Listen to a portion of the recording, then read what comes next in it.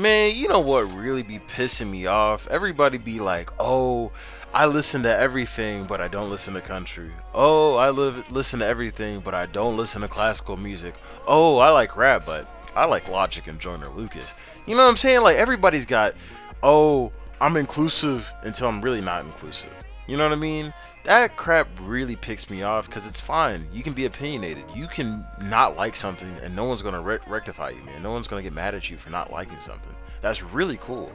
But what pisses me off is when people think just because they don't understand something inherently makes it stupid, and or because I don't understand something, I can't respect it. Man, that is one of the worst things you can do in life, and honestly, that'll end up causing some conflict between some people because the slightest amount of disrespect, some people can't handle it, and their egos are fragile, and then you might end up in a bad situation. But that's not the point. The point is, I'm here to talk about trap music, specifically trap music in the late 2000s to 2010. So I see a lot of different people go on about, oh, all rap music sounds the same, yada yada yada, especially in 2019, 2018, when rap was, really at its peak in the modern era. But people didn't really focus on some of the people that were bubbling up, you know what I'm saying? Things that were really going crazy. I remember whenever I was in college, some of the biggest dudes and the biggest things on campus wasn't even like Kodak and Little Baby. It was local rappers in their hood. People was playing it at the parties and sets. That was going the most. Like, we're talking about songs that might not even have 100K like listens on Apple Music and Spotify, going dumb. Everybody knows this shit. Everything going crazy. You know what I'm saying? Like, bro, everybody knew this word for word, and I'm over here like, bro, what the fuck? Like, I know Little Baby, I know Kodak, but no, this is local.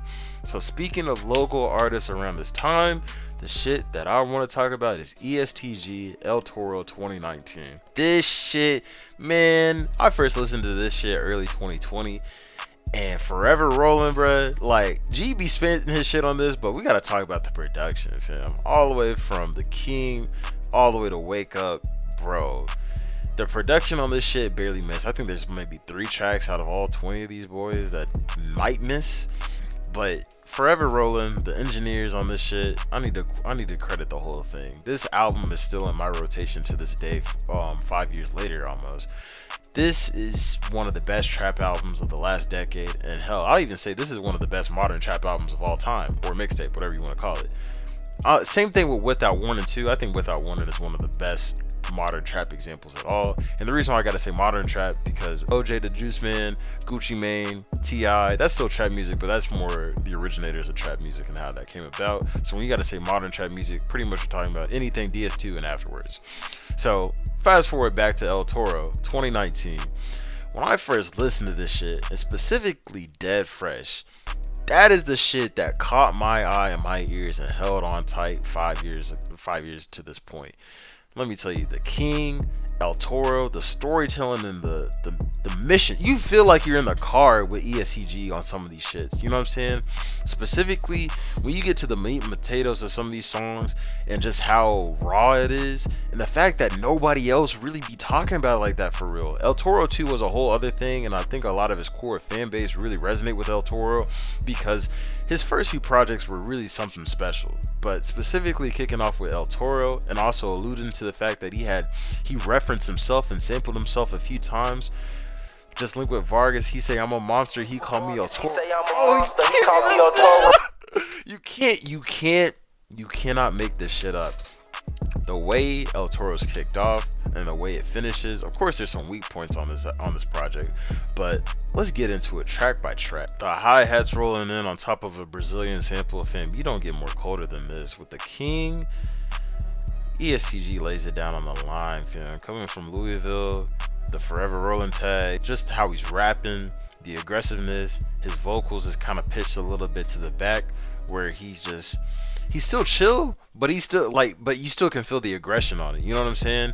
Special G, I know that all signs help me notice flaws in the games and the gems that, man, hey, this man be studying. He did his time. He knows what's up. I'm just saying there's a lot you can take from this project. All this is rich. You throw this to some people, they'd be like, it's whatever, yada yada yada, but they ain't really listening for real, you know what I mean? And also with the King too, just some of the wordplay that EST Gee do. And I feel like he doesn't do this as much in his later work, but I feel like he shows kind of his, comedy over here, do it overnight, dropping baggies off like I'm Santa Claus. Just some of the funny bars and some of the slick shit he say just really show with his punchlines and such. So the King was really such a strong track to really kick it off, you know what I mean? Man, following into the next track with El Toro, the self-titled track, he samples himself. So off rip, he's coming off with the imagery, the ideas, and also some of the major themes that come with El Toro. We're talking about loyalty, love, trust, promises, just real, and making sure to take actions for what you really believe in or what you gotta do, because you can hear in El Toro and with a lot of his rapping just some of the remorse and some of the experience that he has into it, and it's not really done in the same way, be like, oh, I seen so much pain, yada yada, this, that, and the third. Nah, it's more like, oh shit, this is what happened, this is what went down, and this is what I learned from it, you know what I mean? Like, that's what I'm saying. El Toro feels like a car ride on the way to a drop or something like that. El Toro feels like I'm in the passenger seat, or I'm a fly on the wall of some shit that happened, or that just happened, or that's about to happen. So it just feels like a very personal record, because apparently El Toro was recorded in a bathroom or some shit, but it was really low budget how he set up the whole shit and everything. So it just feels, it's very dark, it's very gritty, and it's just so raw. That's the main reason why I like this project so much, because it's honest, like you can hear it in every single track. So when we go to El Toro, the title track, I know Judas loves Jesus, I know Brutus loves Caesar.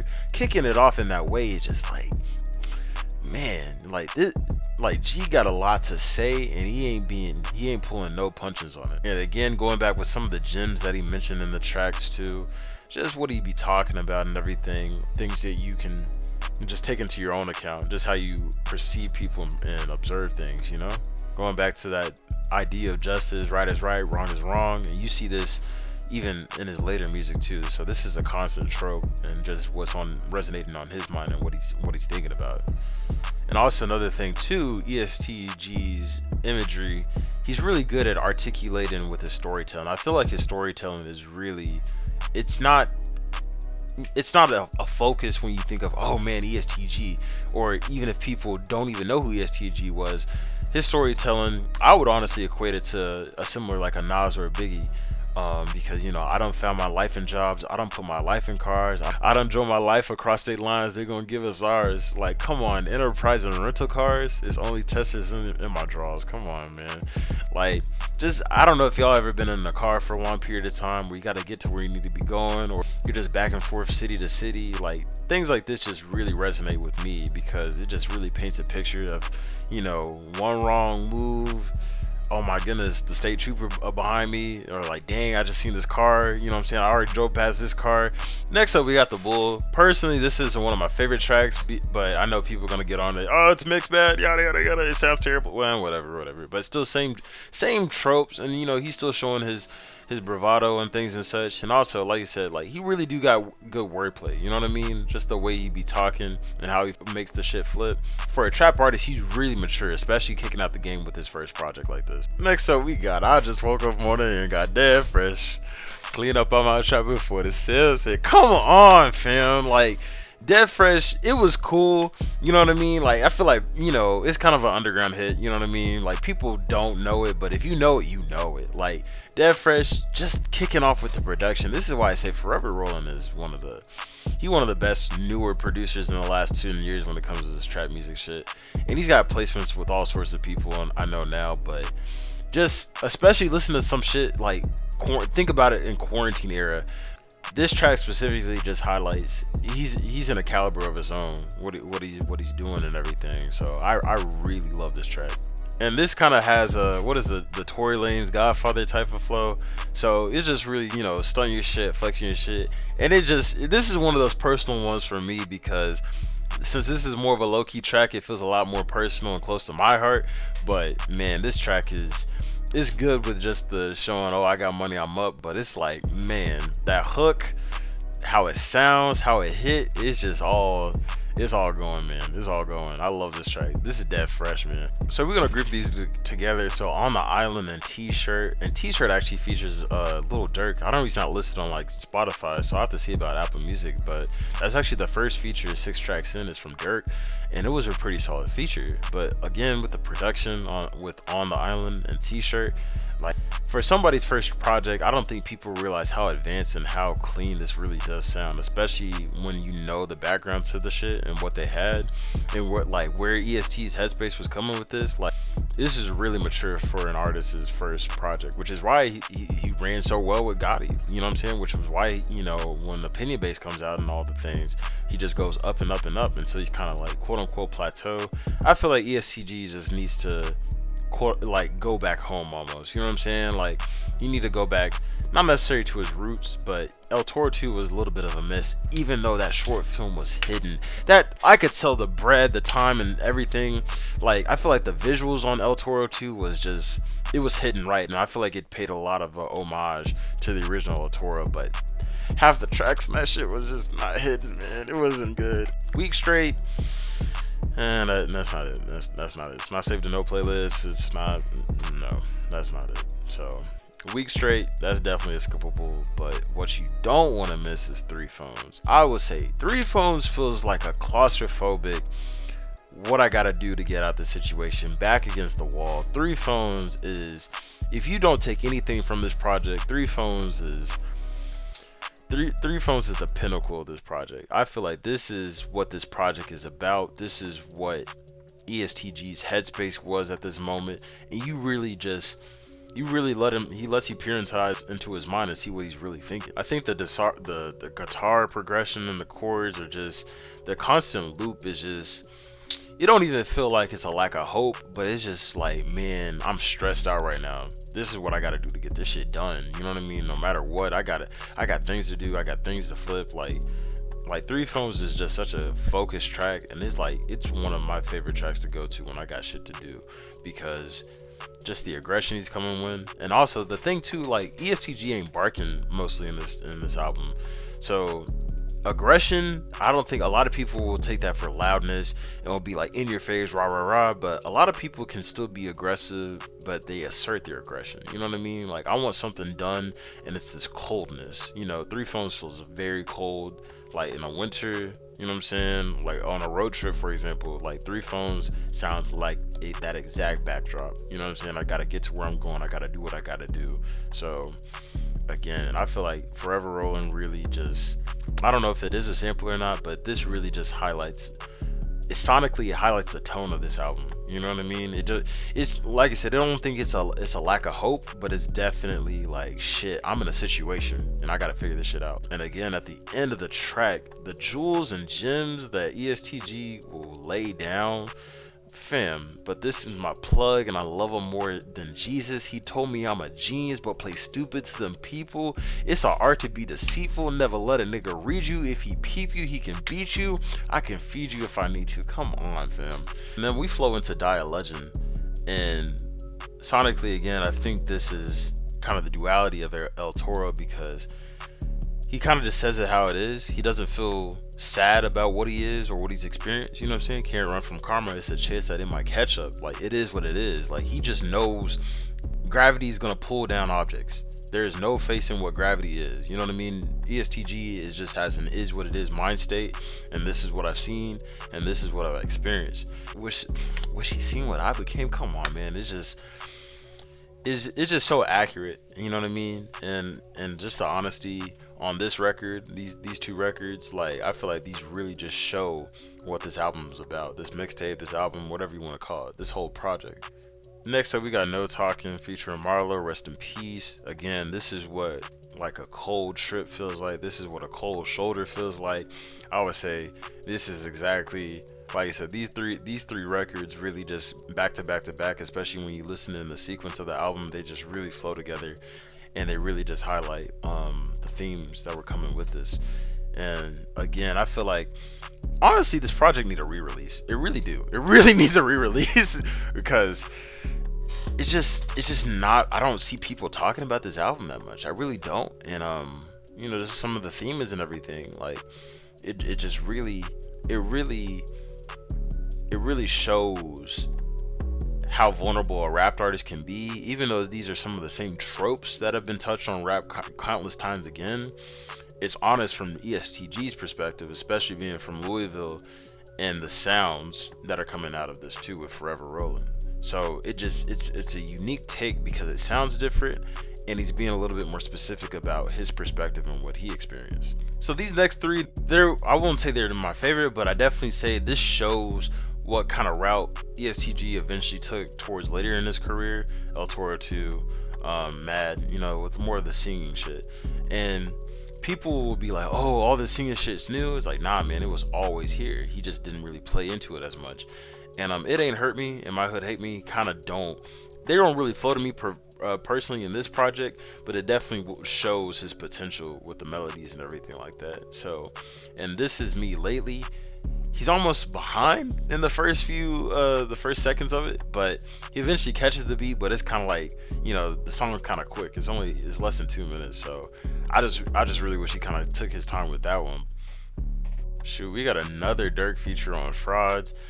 This one got a lot of bounce to it and everything, and I think it just kind of shifts the tone a little bit from El Toro.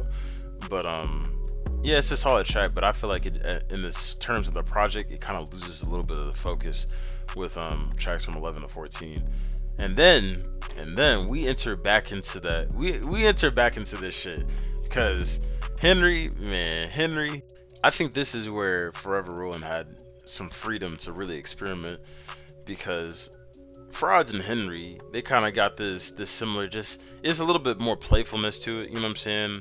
Like, just kind of the production is a little bit more bouncy, you know what I'm saying? The BPMs feel a little bit more up there, the tempo is a little bit more up there, so it's not as like, I won't say the earlier part of the project was depressing, but it's definitely a lot more serious. Frauds and Henry feel a little bit less serious, but they're still a little bit more upbeat. Road Trip is kind of alright, you know what I'm saying? Road Trip kind of alright, but So listen.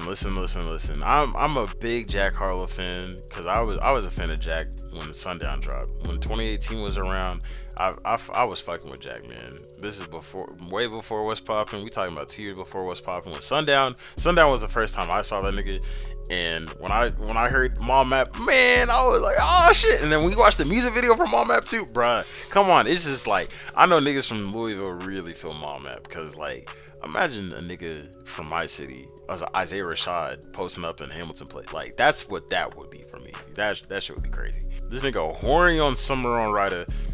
So wrapping up with Real Plug 2 and Wake Up. The tracks ain't bad, but like I said, I feel like if you take 5 or 6 tracks away from El Toro, overall this is a focused project, and it really highlights what EST was going for. And I see why he added those the other tracks to the project, to just kind of show his versatility. But just the tone of El Toro. If this had a re-release, I feel like this would get a lot more attention to people. And overall, I just wanted to make this video because this is one of my favorite projects, especially when it comes to trap music. Like, this is one of my favorite ones to go to, especially in this era, because this, like I mentioned, Without Warning, and just the production that Forever Rolling does on this shit, it's not formulaic. You know what I mean? You can tell this was made completely like over here compared to where rap was. Think about like the Baby, Little Baby, NBA Youngboy at this point in time, and then see how EST Gee came about in the years afterwards. So El Toro is always going to be a special place in my heart, especially with a lot of these tracks. Like half this album is still in my rotation to this day. So it's just something I wanted to show and talk about, because I don't see a lot of people talking about this project.